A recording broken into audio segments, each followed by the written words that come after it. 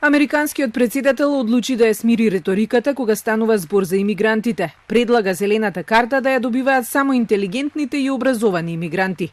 Својот став го објасни со тоа што досега Америка ги дискриминирала овие брилијантни умови и зелената карта, односно дозволата за престој, им се доделува на ниско квалификувани лица со мали заработувачки. Random selection is contrary to American values and blocks out many qualified potential immigrants from around the world who have much to contribute. While countless, and you wouldn't believe how many countries like Canada create a clear path for top talent, America does not.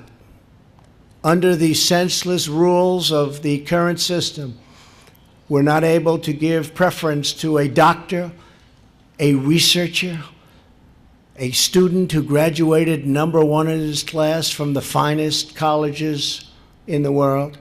Трамп предлага Америка да доделува ист број на зелени карти, но над 55% ќе им бидат доделени на врвните студенти, професионалци и високообразовниот кадар. Оние чии роднини веќе живеат во Америка нема да бидат во прв план. Демократите ја одбиваат оваа негова идеја за која велат дека е смрт во доаѓање.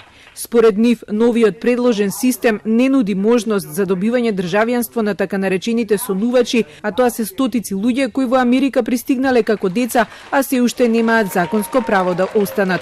Дали ова значи дека луѓето кои немаат инженерски дипломи не се вредни, прашуваат демократите.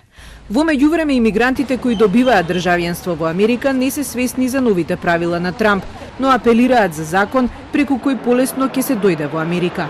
I hope the next president or next government change the rule easier for people like us to make people get the opportunity to come to the United States to get the free life here to make a change. Сепак предлогот на Трамп е неизвесен. Тој не е прифатен и кај неговите републиканци, а не па да помине во Конгресот, каде мнозинството го имаат демократите.